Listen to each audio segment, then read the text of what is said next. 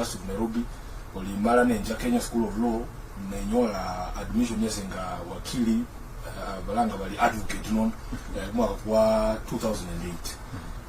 Mungu amenibariki nanyola omuhazi wase kwama awondu ali matungu balanga ngabe nawo bali bwibo makulu saba omwana oyo family ngene yo bakimanyile bantu bakakameka bakimanyile sikira papa weka pe changu mchumbo wa matungu bali mheshimiwa wa Mkoya Joseph wa Mkoya lakini kakola so ndino mwana mlalale naye and she's 9 years old now abechanga boss wange lero no chamunju so za kula angali the 6 da achaka saka kiwe akubonga kwa story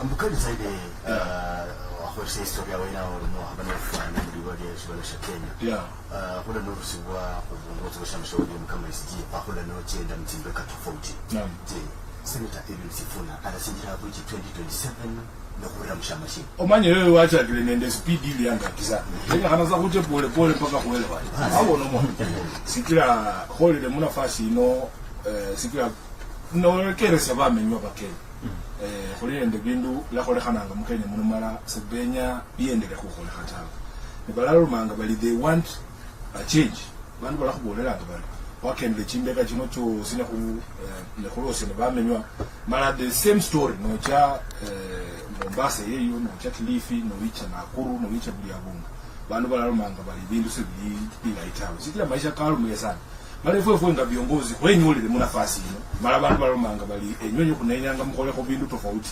mukuyete khoremo serikali nyala ya khora ko bindu tofauti so Omar wewe tulia tu ile kitu nataka kukuhakikishia ni kwamba tunasikia ile kitu wananchi wanasema everybody can hear what the country is saying what we are yearning for something to be done differently and I don't think that as a generation of leaders we can ignore what the people are saying.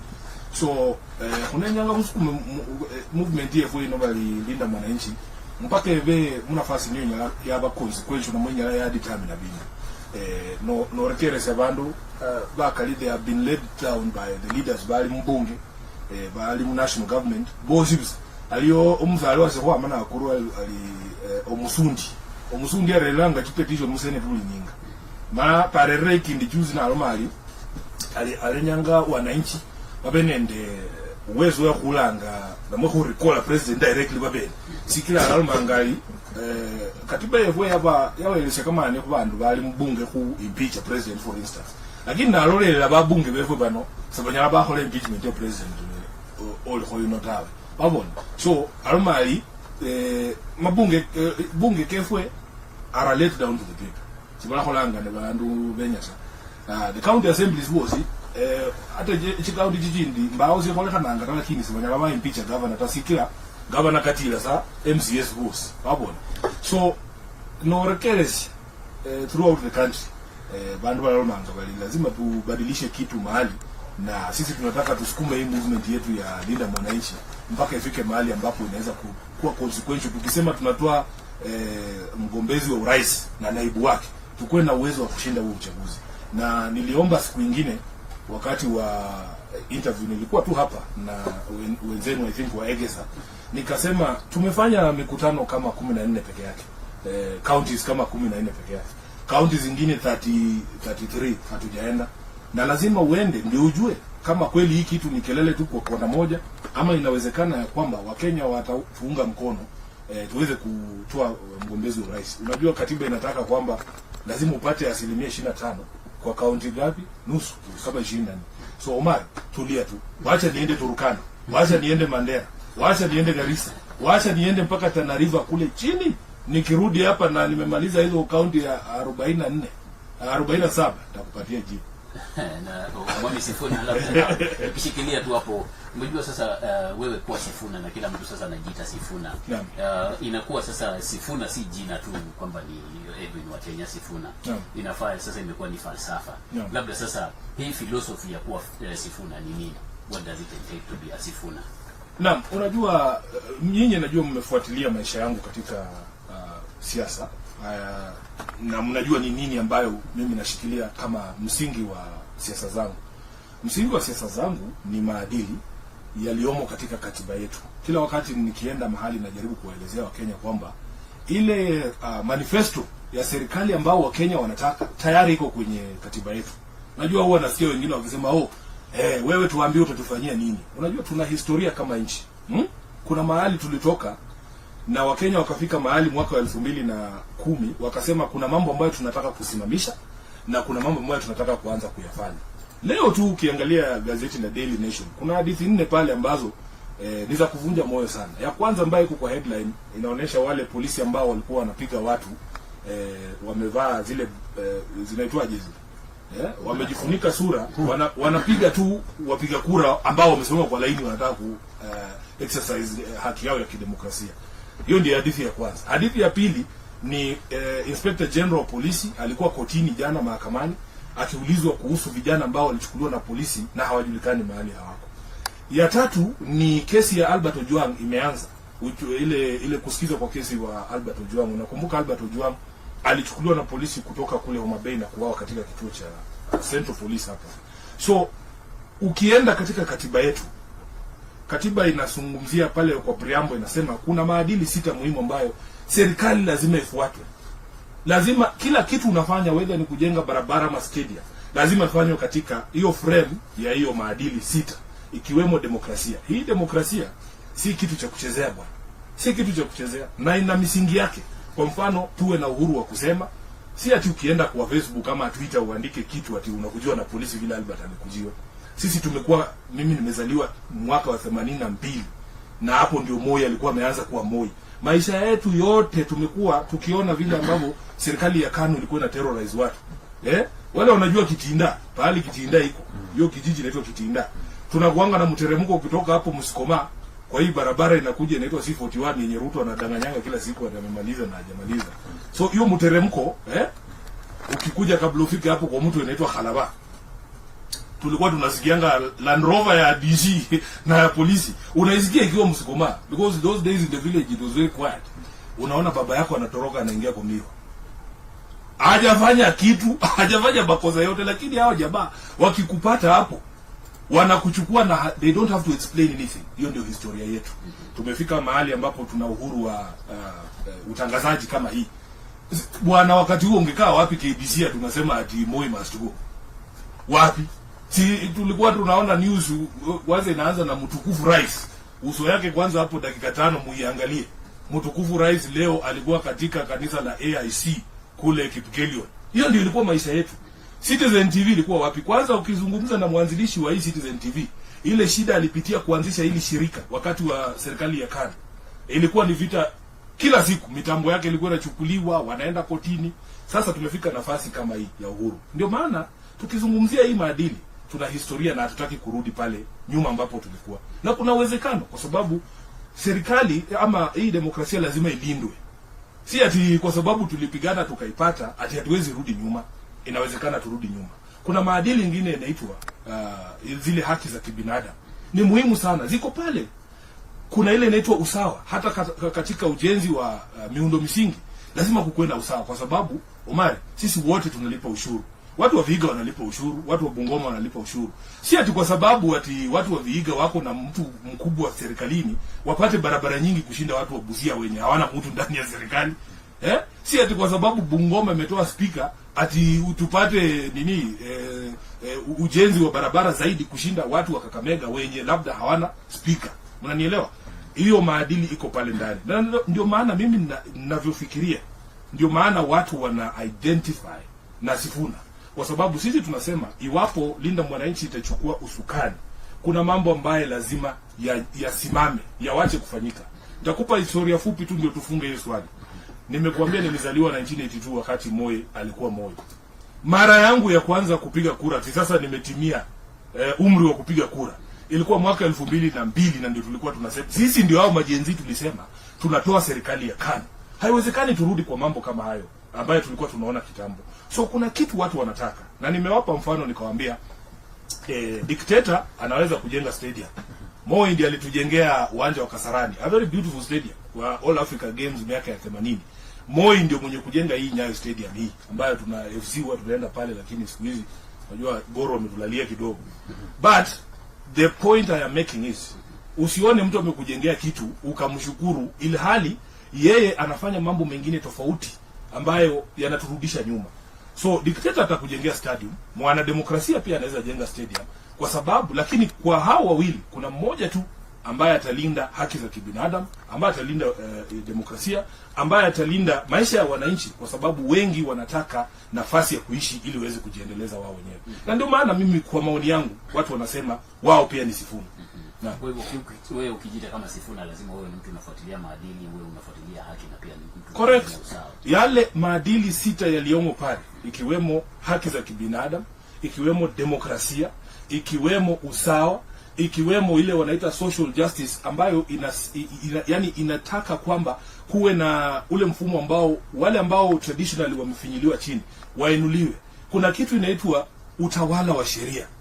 Unajua maana ya utawala wa sheria, na nataka wananchi waelewe kwamba mambo mengine yote yanatokana na iwapo serikali hiyo itafuata hayo maadili. Utawala wa sheria, mfano ambao unaweza kupa vizuri, uliona huyu Ruto, yeye utawala wake ni wa mambo ni matatu. Sisi tunataka kurudisha utawala wa sheria. Utawala wa sheria ndio utapelekea kwamba hata mashirika ya nje na wawekezaji wanaweza kuja kufanya biashara Kenya, kwa sababu wanajua tukikosana na serikali kama vile ambavyo mwenye hii Royal Media alikuwa anakosana na Moi kuhusu leseni, anaweza kwenda kwenye mahakama, na mahakama ikitoa amri kwamba arudishiwe leseni yake, atarudishiwa leseni na kila mtu ataheshimu hiyo agizo la mahakama. Ya kwamba mwekezaji, kwa mfano niliona jamaa mmoja wa India anasemekana amenunua biashara ya kutengeneza soda hapa. Akikuja anunue shamba kwa mfano, because it's a heavy investment. Anunue shamba, aweke mradi wake pale ama kiwanda chake pale. Akiamka asubuhi kesho yake anasikia, oh, hiyo shamba ulinunua hapo Bungoma, by the way, iko na title 3 na moja ni ya senator wa Nairobi. Na huyo senator wa Nairobi anaweza kutuma vijana pale ndani, hata ukienda mahakamani mimi natuma vijana hapo na mpaka tugawane hiyo shamba. Kuna hadithi nyingi hapa Nairobi ya mashirika ambayo yalikuja wakaanza kuwekeza. Rafiki zetu wa SportPesa wanajua ni nini nasema. Baada ya kuona ile pesa ambayo ilikuwa inatengenezwa na SportPesa, wakuu wa serikali wanasema wanataka shares ndani ya hiyo biashara ama waifunge. Hiyo ndio inaitwa utawala wa sheria. Na vijana wetu lazima wajue kazi huwa zinatoka wapi, kwa sababu sisi tunajua shida kubwa hapa nchini ni ukosefu wa ajira kwa vijana. Hakuna mwekezaji ataweka pesa katika nchi ambayo haitawaliwi na sheria. Munielewe. Ukiangalia kandarasi, mimi kama wakili najua, ukiangalia kandarasi nyingi za uwekezaji, unakuta wameweka clause pale wanasema disputes zitakuwa resolved by arbitration in Singapore ama London. Kwa nini? Wanatoroka mahakama zenu, hawajui kama wanaweza kupata haki hapa. So nataka watu waelewe kwamba haya maadili ndio yatapelekea kwamba tuweze kuweka mandhari ambayo wawekezaji wana feel comfortable ya kwamba wanaweza kurudi kuweka pesa zao hapa. Kuna ndugu zetu ambao wanafanya kazi nchi za nje, wale wanaitwa diaspora. Nilienda wakati mmoja kule Marekani mwaka 2024. Kuna Wakenya wengi sana katika maeneo ya Houston, unaenda mpaka kule. Nilienda mpaka mahali inaitwa Seattle huko Washington, mwisho kabisa on the Pacific Coast. Nikapata Wakenya wanafanya kazi zingine ngumu sana, lakini zina pesa nzuri kushinda zile pesa ambazo wanaweza kutengeneza hapa. So kama wewe kwa mfano umeacha familia yako huko Kakamega, umeenda uko peke yako huko Seattle, baridi na kupiganga, unajua hiyo weather ya huko si kama ya Western. Unajua Western zitu bibarikiwa, jua lazima itoke, kamvua kanyesha afternoon. Bro, kule place ni shida tupu. Hawa jamaa wamepitia maisha magumu sana. Wanafanya kazi za kuosha wale wazee ambao wameachiwa na familia zao. It's a very difficult job. Unaona? Jamaa amesave hiyo pesa yote. Akikuja anajaribu ati kuleta nyumbani hapa. Ati anasikia Megongo alikuwa ameenda kununua shamba Kisaju.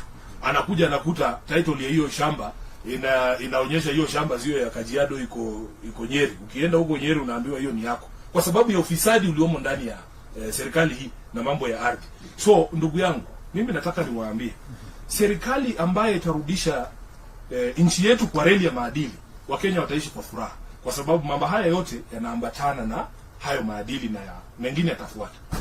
Mbona serikali sura ni mahawali bakari upinzani baba ya hamko si bakari upinzani lakini wengi wa broadbase upinzani chako kuitena kwa kiasi baadhi wa hawana kana notenda nde bakari binda mwananchi kusoma agenda ya umukenya wa kawaida ni ndio kusukuma ni nilishire mwiwe na mwe ya hoja kwa hokalo kidogo kuzukuma bantu ba broad accountability. Yes, I am still doing my work. Sikile sese bantu ba Nairobi bambelesi yeshima banja kuwa myaka kirano mbakole kazi ka seneta wabe ata saiji none na manano khenja mukutano kwa Senate Public Accounts Committee enyonyo mulonda nga kubechanga no musalo enyonyo bali Mauritius buli nyinga mara everybody can see what is happening in those committees in terms of holding our governors to account.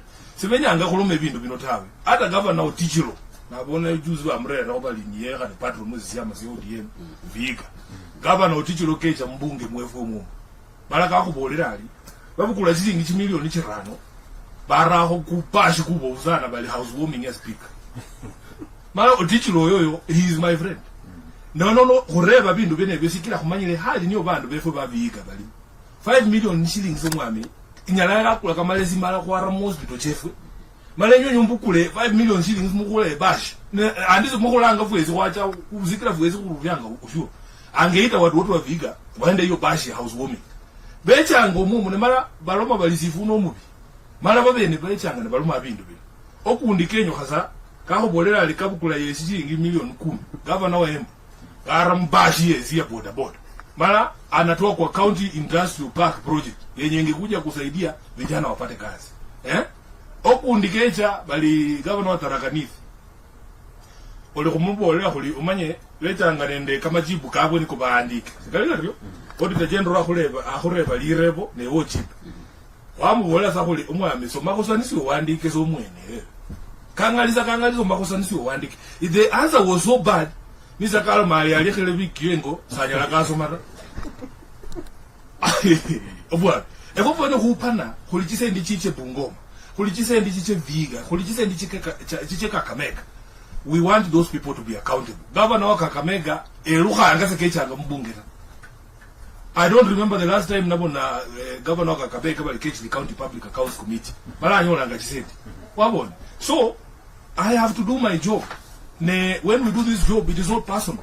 You come and respond to the questions that the Auditor General has raised. Sisi kama wakilishi wa wananchi lazima tuulize.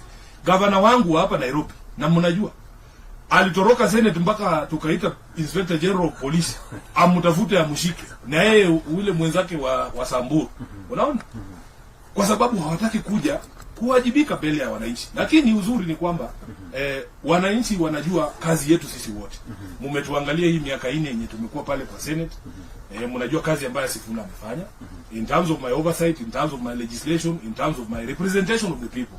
And we also have a responsibility as parliament to oversight the national government. Baba ndi balumanga balisekenya kabali kolome kokuma kwa national government abali fofo ngazeni zakolesa kama kwa county governments. That is not true. If you look at the role of parliament, which includes the Senate and the National Assembly, we oversight all levels of government. So when we hear, and you see, one of my biggest convictions, is that for as long as mulinende omundu mu office munga akibali president, or halinende lisubila mahwaka devolution, it will never work.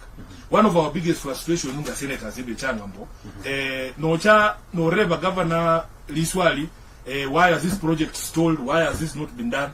They give one answer. Let exchequer releases, but treasury say release in good time, which is partly true. Sikila kubisianga sindu ulimwaka sheria ni kulanga ngakuli disbursement schedule. Schedule ngene yo basically kwa andike kuli Bungoma enanyola chisendi chiabwe every 15th of the month chisendi fulani. So treasury Kenya hanailonde schedule ngene, but they never follow it. Onyola ba governor ba complain abali. Watching almost 3 months ata kuhanyola chisendita ne kwacha kisi a few weeks ago bafanyikazi bakisi bo usibakubolera bali they had not been paid actually for 2 months babona no never governor akubolera yi treasury has not released money. There was a time when William Ruto was bragging that he is the first president that to release money to counties on time. It was a lie, because the county governors come and tell us a totally different story, and the people on the ground can see that that is not the truth. So one of the things, and my brother, we go back to that constitution. There is a reason Kenyans wanted devolution, my brother. What was that reason? Because there was a time when these counties never used to get anything. There were regions in this country where nothing was going on. And I have had the privilege, na whole Sibala Kenyans, Hamalata Hobore, and Disney and the Chicago 33. Lakini na Chaho Mandera Mwami, now when I saw the impact of devolution on the lives of the people of Mandera. When we went there, ile lami ya kwanza ati hao watu wa Mandera wanaona a kilometer of tarmac ilikuja 2013 baada ya devolution kuingia. Hospitali tu yenye wamejenga pale ya kwanza, kama sio pesa ya devolution hakuna kitu ilikuwa inaendelea kwa hizo spaces. Unaona? Tukakuwa na serikali ambaye hawakuwa wanaamini hiki kitu inaitwa equalization fund. Equalization fund tuliweka sisi wenyewe wa Kenya, recognizing ya kwamba kuna watu ambao tulikuwa tumewamarginalize for a very long time, including some people in our areas. Like if you go to Mount Elgon there's a big problem. Development ilikuwa inaishianga tu hapa town. Unaona? So you first of all need uongozi katika national office ambao unaamini hii katiba. Mimi najua makosa kubwa ambayo tulifanyika na ile shida tulijipata ndani ni kwamba utekelezaji wa hii katiba mpya ulianguka kwa mikono ya watu ambao hawakuamini hiyo katiba na hawakuiunga mkono wakati ambapo tulikuwa tunaitafuta. Hawa kina William Ruto hawa waliopozi katiba. They don't believe in it. So ukikuta kwa mfano sisi kina Sifuna tunawaambia zile functions zote ambazo tulitaka to devolve, tafadhali waachilieni. Hawataki kuachilia. Juzi tumekuwa na mjadala kwenye bunge na najua mumeona, kwa sababu walikuwa wanajaribu kuleta sheria ya kubadilisha hii sheria ya barabara. Ukisoma katiba ya Kenya katika hiyo wanaita fourth schedule ya 4 ambayo imegawa kazi kati ya county governments na national governments. Katiba yetu inatambua barabara aina 2 peke yake. National trunk roads, na kila mtu anajua national trunk road inamaanisha nini. Sisi wa Western tunajua national trunk road ni barabara ya kutoka Nairobi kwenda mpaka Malaba. Hiyo ni a national trunk road. Alafu katiba inatambua county roads. Mnanielewa? Kwa hivyo kwa kugawa pesa za barabara, lazima counties zipewe pesa za barabara ziweze kufanya hiyo kazi ya county. Kama hapa Nairobi, Kenya Urban Roads Authority na KERA wanafanya nini Nairobi? Nairobi inatakiwa wapewe pesa, county government ya Nairobi wafanye barabara zetu. Nilishikwa na aibu sana bwana. Naona ati president ameenda kufungua flyover ya mita 400 na imetukost 3 billion shillings. Ila hali ukiangalia pesa ambazo Nairobi inapata za RMLF ya kutujengea barabara zingine ni a fraction of that, na mtu anaenda pale anapiga makofi. What is supposed to happen? Unajua hata kama umesema hiyo overpass inapunguza jam, hakuna shida. Uko kwa jam kwa barabara. There is a road. And there are entire wards in Nairobi, there are no roads. Sasa ukiuliza watu wa Nairobi, kati ya kukaa kwa jam kwa barabara na kukaa kwa jam kwa matope, which one is a priority? Which one is a priority? Pabone. So when we tell them these things, and there's a reason why national government imekatalia hizi functions. It is about procurement. They want to be in control of the procurement. Kama sasa Ruto ndiye anajua huyo contractor mwenye ameweka hiyo overpass hapo. Na hii nyingine hapa chini yenye wanajenga hii. Ya inaitwa Harambee Avenue. Yeye ndiye anajua huyo contractor. So it is about procurement. Wanataka wakuwe in control ya procurement kwa sababu ya vitu ya mapercent. Na hii ndio vitu tunataka kumaliza. Unajua? Tunataka tumalize. Sisi hatutaki kuingia kwa serikali eti kujitajirisha. Mimi watu wenye kwanza mnakaribishwa muone penye naishi. Nyumbani huko Bungoma. Muone nyumba yangu na nikibadilika nikuwe na nyumba ya ghorofa 20 baada ya miezi 2 kwa serikali. Mjue mtu ni mkora. I have been a member of parliament. This is my 4th year. I live in the same house in the village yenye nilijenga 2015 nikiwa kijana. Because sikuingia hapa kujitajirisha. Wao wananicheka by the way. Baroma angabali nne kisendi tabali sikira. I am the poorest senator of Nairobi. Do you know that? Sikira hapa Nairobi kuna miradi. Esebencha angata wazenyana bora chi story. Mutaoni muno. Becha angasa wikindi na hii ni kitu you know for a fact it happened. Watu walipiga hesabu ya kukula kiwanja ya Tomboya Social. Pesa mzuri tu. How do you grab Tomboya Social? How do you grab Tomboya Social? Wanakuja wanakuambia Sifuna kuna kipindi hapa. Lakini lazima tupige tukiwa pamoja. Nikamwambia mimi tafadhali mniwache. Na mimi ndio nilichukua hiyo swali ya Tomboya Social nikapeleka bunge. Ndio waziri huyu Wahome akakansel hiyo title walikuwa wamepatia private developer. Si ndio? If I wanted I would be a rich senator. Nairobi hapa viwanja zinakuliwa kila siku wanaenda walifika mahali wakasema huyu wachaneni naye huyo hata kubali na hata msimwambie inakuliwa kwa sababu anaenda kusema. Maana kulikuwa na degazetment ya police station. Correct. Wakati wamedegazeti hii police station, Musalia tulimuita huko ya nini ya etwaje hapa hii. How do you degazette a police station ambaye na bila kuuliza wale wafanyi biashara wa hapo hapa hii, because hapa hii is one of our commercial hubs na mimi walinipigia tu simu wafanyi biashara wa hapa hii. Wananiambia boss, yani wameamuka tu siku moja wanasikia OCS ameambiwa vacate police station. Ati wametransfer mapolisi wameenda bila kuuliza mtu yeyote. Sasa ilibidi sasa tuanze. Unajua shida ya hii serikali bwana, kuna ukora mingi sana na hawatakangi kuelezea wananchi hata kama kitu ni mzuri. They have a very bad communication policy. Wanangojanga vijana walie kwa nini, kwa social media. Airport imeuzwa ndio wanakuja kujieleza. Hapa Hill police station imeuzwa ndio wakuja kujieleza. So Musalia alikuja baadaye, sisi tukamsummon pale Senate, akatuambia story mrefu, akatuambia bunge imechukua nyumba ya St John's ambulance pale. Sasa ilibidi tu compensate, na tukimuuliza what is the value, kwa sababu unajua uwezi sema umechukua mahindi gunia 2, hata barter trade ile tulikuwa tunafanya, ati umechukua mahindi nimechukua kuku yako moja, wewe unachukua mahindi gunia 5. Hiyo ni hesabu aina gani? Boss, lazima tulinde rasilimali za wananchi, hata kama ni kucompensate mtu. Ukiuliza Musalia Mudavadi, na hizo clip ziko pale mnaweza kuona, tulimuuliza what is the value of the land ya St John's. Nyinyi mnajua hiyo ofisi ya St John's iko hapo katikati karibu na media center, mnaijua ako ka building hako, na una compare eka moja hiyo shamba ya hapa Hill ni kama ya police station ni kama eka 2. Eka moja ya shamba hapa hii ni zaidi ya shilingi milioni 600. So hiyo ni mali ambayo mmepoteza nyinyi kama wananchi, lakini hakuna mtu anawawajibikia.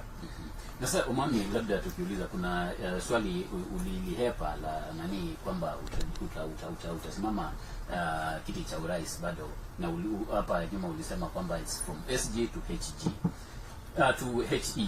Sasa kama HE, umejua hatujaiona ile kandarasi ya nini ya SGR. Kama HE, naam, utatusaidia kuziona hizi kandarasi mpaka hii yenye natoka nini ikienda Malaba? Kwanza ni kuambie kwamba mimi nilipofika Taita Taveta, ulikuwa ni mkutano wangu wa kwanza wa hadhara baada ya hawa kunifurusha katika zile nafasi zote ambazo baba alikuwa amenipatia. Unaona? Na ni kawaida, unajua Waluya wanajua mzee wa boma akikufa, unaonanga mtu amekujia mjane kidogo kidogo ile mahindi ilikuwa kwa store ya watoto yake kula imebebwa, wajomba wake wanakuja wanachukua nguo. So wamenivua kila kitu kwa sababu hii vitu yote kwanza nilikuwa nimepewa na baba. Ile imebaki tu ni ile nilipewa na wananchi wa Nairobi. Na unajua kuna wimbo ya Kikristo napenda sana. Ile inasemanga ile miaka ilioliwa na nzige itaregeshwa. Wananchi wakaniambia Sifuna, waacha wakutoe nguo ziishe zote, tuanze kukuvalisha mpya. Umanye ne kwalo hanga bembanga bali lelo Mungu bembia mayundo manga lelo Mungu bembia. Mnajua hiyo wimbo? So vijana wa Taita ndio waliniambia Sifuna, tunataka utoke SG uingie HE. Unaona? Ni mapenzi yao ya kwamba tuwe na hii nafasi ambayo tunaweza kufanya mabadiliko fulani katika nchi yetu. Na baada ya sisi kupewa hiyo nguvu, mimi nataka turudishe uwazi katika hii mambo ya procurement. Na nina historia ya hii mambo. Unajua? Kwa sababu kuna ile kuongea na kuna ile kutenda. Wale ambao wanakumbuka, tulikuwa na mvurugano mkubwa sana na Mheshimiwa Raila kuhusu ile airport deal ya Adani. Unaona? Kuna wengine wanasemanga Sifuna alikuwa hizi pinga baba. Si kupinga tu kwa sababu umheshimu. Baba alikuwa mwanademokrasia. Kuna wakati ambapo tumeamuka tukaambiwa ati airport imepeanwa kwa Adani. Unaona? Wakakuja wakaanza kusema unajua ilikuwa PPP sijui nini. Ukiangalia sheria ya PPP yenyewe inasema kwanza taifa lazima liorodheshe miradi yote ambayo wanaita priority projects ambayo tunatafuta PPP. Dunia mzima ijue tunatafuta airport, tunatafuta reli ya kwenda Kisumu, tunatafuta reli ya kwenda Bungoma ama Malaba. Si ndio? Baada ya kila mtu kujua hivyo, uwazi una dictate ya kwamba ukipata hiyo PPP, si ati wakutumia kwa email yako au kwa desk hapa ati ukae nayo. Hapana. Una ile responsibility ya kutangaza kwamba Kisondio amesema ako na proposal hapa, anataka kujenga airport.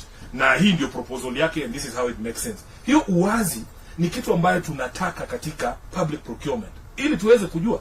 So baba alisema nyinyi Sifuna mnapiga kelele mtafukuza wawekezaji. Tukamwambia baba, wewe ndio ulitufunza hii mambo ya uwajibikaji.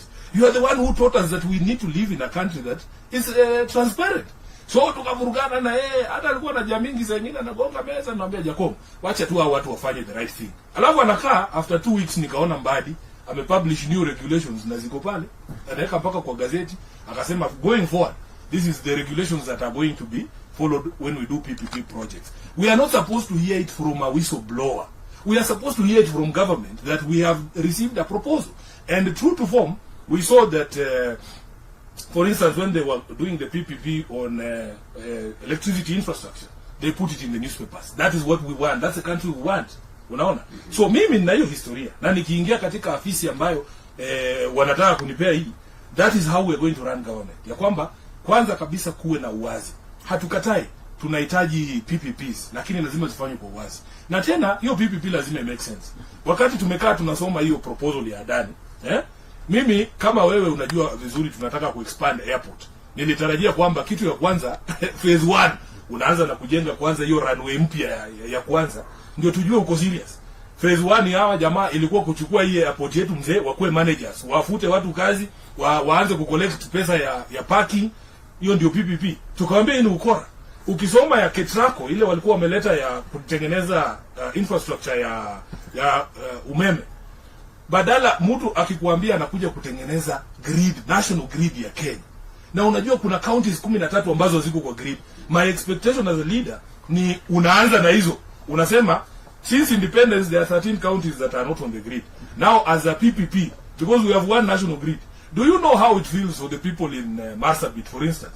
We have the largest wind farm there producing electricity, inapita hivi juu wanaiona tu ikienda, hawana wao wenyewe hawana, because that steamer has to come all the way to Suswa to be stepped down alafu distributed.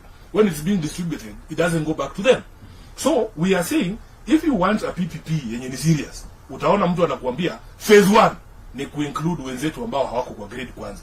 Lakini nilisoma hiyo ya Adani, that time I was still a member of the energy committee. Phase 1 ilikuwa kutengeneza stima ya Nairobi county. Nikasema haki ya Mungu, hata mimi ndio na represent watu wa Nairobi, ndio nataka hizi vitu zifanywe hapa, but at least sisi na nyinyi watu mnaishi Nairobi, at least sisi tuko kwa grid. Hata kama ni unstable saa nyingine inapotea, tuko kwa grid. So ile moyo ambayo sisi tulizaliwa nayo inanisukuma, inasema Sifuna, fairness dictates ya kwamba kabla tuulizane wewe unapatanga ngapi, kwanza sisi wote tuulizane wewe unapatanga. Tuanzie hapo.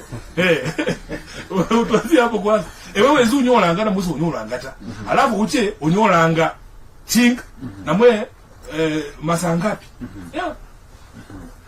Aha, msikilizaji, tunashukuru maoni yetu. Mheshimiwa Sifuna anaongea na Wakenya wote, si Waluhya peke yao. Ndio maana unaona kidogo tunaweka Kiswahili mingi na address Wakenya wote, si specifically kwa sababu ni Sifuna wa wake.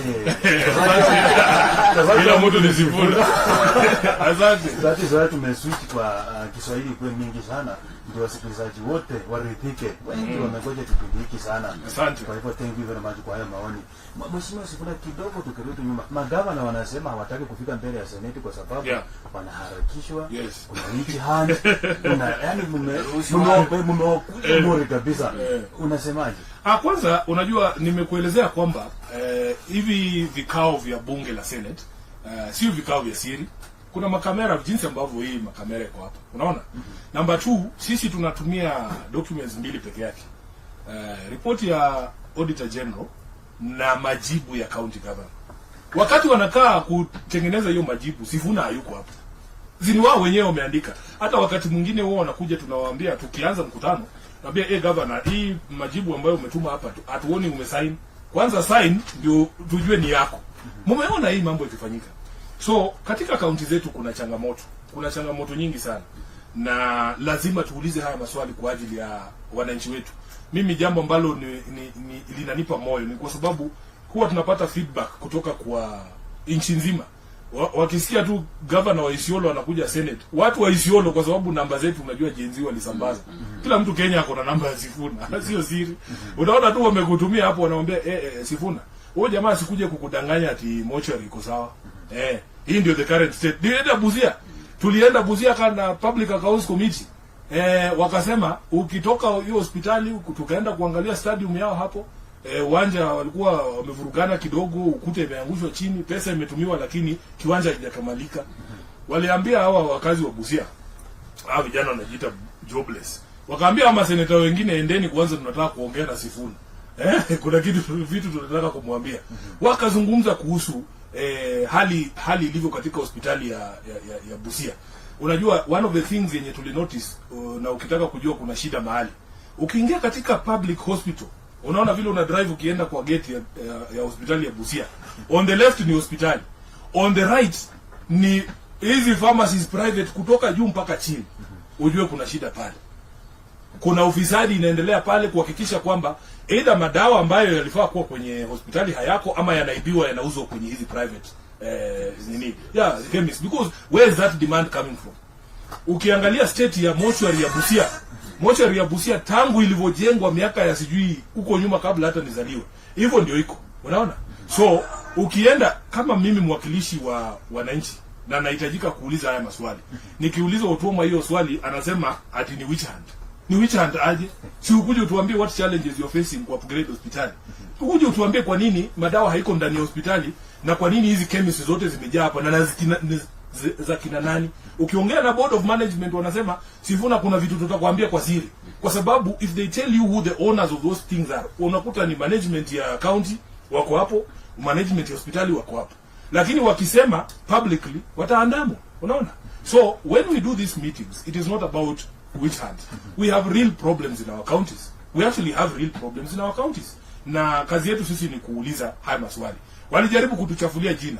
Wakatuita majina sana.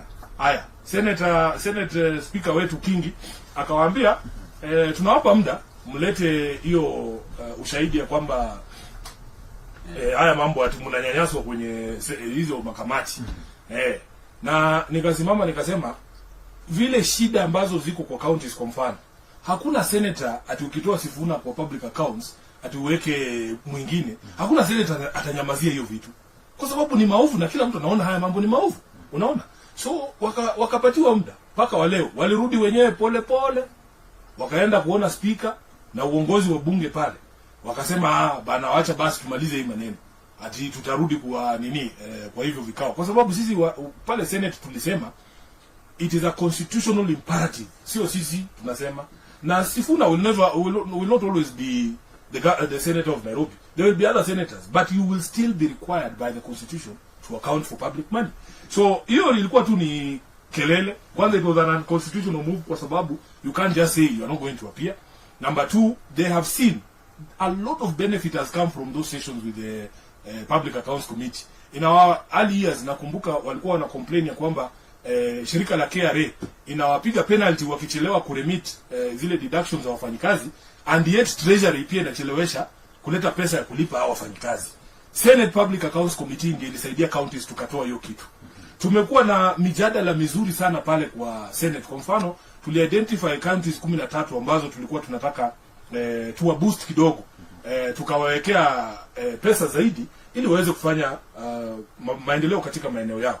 Kuna counties 13, yule gavana mmoja tu ambaye alirudi Senate kusema asante. Unajua kuna hadithi kwenye Biblia, Yesu aliponya lepers walikuwa 9 ama 10. Lakini kuna mmoja tu ndiye alirudi akasema asante. So governor wa Nyandarua pekee ndiye aliwahi kuja Senate akasema enyewe mlituangalia na jicho mzuri, asanteni. Tunasukumanga hawa jamaa wa National Assembly waongeze pesa. Na mnaonaga hizi debates zikiendelea, ili watu wetu wale governors wasikuwe na excuse ya kutufanyia wananchi kazi, si ndio? Wakipata pesa wako sawa. Sasa Sifuna kusukuma pesa ikuje, wewe wanasema Sifuna shikilia hapo bwana, tuko mahali mbaya hivi tuongelelea. Sasa ya kuwajibika Sifuna ni mbaya. Senator amesema kwamba bado unatembea katika kaunti ambazo zimesalia ifikapo sana 34 na tutaweza kutoa jawabu. Kando na hapo kuna msisimuko wa kisiasa kutoka eneo la magharibi mwa Kenya. Naam. Na watu wanajiuliza, je, Sifuna ameconsolidate hadi Western Base? Kando na hapo kuna wale wamejitokeza wamesema Sifuna hana pesa, hawezi kuwa president campaign. Itakuwaje? Kwanza nataka nichukue fursa hii, kama sijasema bado, niwashukuru wakazi wa Western Kenya. Kwa sababu hata mimi imenipata by surprise. Unajua, kwa sababu nimefuatilia siasa zetu za Western. Ni vigumu sana kupata watu wa Mlembe wanazungumza lugha moja. Ati unaenda Vihiga unasikia sisi ndio Sifuna. Unaenda Trans Nzoia unasikia the same thing. Busia wanaimba the same thing. Bungoma wanaimba the same thing. Na kila mahali Kakamega wanaimba the same thing. Si kitu cha kawaida. So hata mimi bado najaribu kuelewa ni nini kinaendelea. Unaona?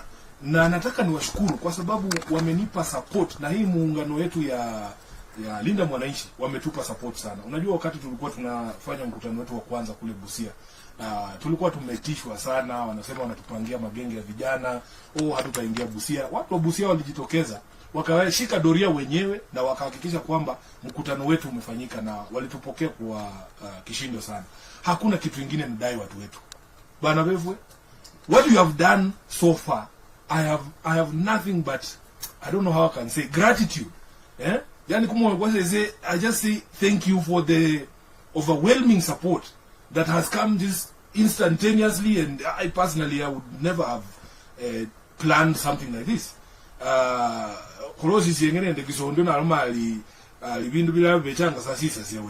You can't sit and plan what is happening in Western Kenya. I have been overwhelmed. I have been overwhelmed by that pouring of support and love, and I just want to keep saying asante. And hiyo kitu ndio inanisukuma, nasema, you know, I have so many people to disappoint if we fail in this journey. So that is why I'm telling you, Omar, allow us to go everywhere, so that when I come home I have a report. Babo wale nandi na ndi hata Kenya kanaba uli kwa bali SS samwe tawe nenyanga mpenende etimi mpovu omundu kameza mandera halumu luyata kecha babo wale ali mandera yeyo balu yabo bandu befe bose bafukirire ngane mwabone governor wa Murang'a ne keche ngo na mubolere ali enga akiyeyo sikulisabula nende musoleri wenyu, you know. So allow us, because we have a responsibility and an opportunity yenye haijakuwa rahisi kufikia, na watu wetu wanafanya hivi kwa sababu wameumia bwana, wameumia. Unajua, wananchi wamekuwa na hopes kwa viongozi wengi sana, alafu kitu inafanyikanga hapa katikati tu unakuta mtu amepotea njia. Kuna jamaa nilikuwa namsikia hapa akisema yeye ndiye alikuwa first vice president. Kwanza ajui anatukumbusha ile uchungu yenye alituangusha. In 2000 unadanganywa na vice president ya miezi 3 na ilhali alikuwa na nafasi nzuri sana. By now huyo jamaa angekuwa ameshakuwa rais wa Kenya. By now angekuwa rais wa Kenya. Asema ndiye alikuwa kwanza vice president, yeye ndiye atakuwa kwanza rais. Ndio nakwambia, anatukumbusha makosa yake. Yeye anafikiria ati ni kitu mzuri. Mimi nilikuwa pale 2002, ilikuwa mara yangu ya kwanza kupiga kura. Sisi tunakutegemea, alafu hadi unadanganywa imebaki miezi 3 ya uchaguzi. Miezi 3 ndugu zangu.